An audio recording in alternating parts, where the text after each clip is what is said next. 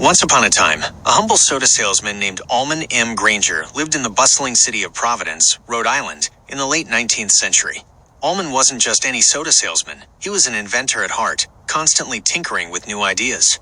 One day, while making a delivery, he witnessed a small fire break out in a dry goods store. The shop owner frantically tried to douse it with buckets of water, but the fire only seemed to hiss and grow. The scene stuck with Almon.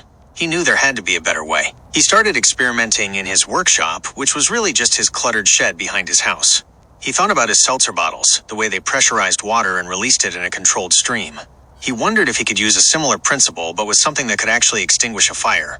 He started mixing different chemicals, and his shed often filled with strange smells and fizzing sounds. One day, he made a breakthrough.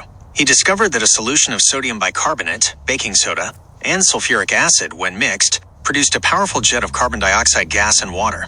The carbon dioxide would smother the flames by displacing oxygen, and the water would cool the fire. It was a perfect combination. Almon's first prototype was crude. It was a metal cylinder with a glass bottle of sulfuric acid inside. A plunger on the top would break the glass bottle, mixing the two chemicals and creating the firefighting concoction. He called his invention the, quote, Granger extinguisher. He filed for a patent, and while he wasn't the very first person to invent a fire extinguisher, his design was one of the most practical and effective for its time. He began selling his invention, not to big fire departments at first, but to small businesses and homes. People were skeptical. They were used to the old bucket brigade method. But Almon would go into a shop, demonstrate his invention by safely lighting and then extinguishing a small fire, and a sale would often follow. The story of the fire extinguisher isn't just about a famous name or a single moment of genius.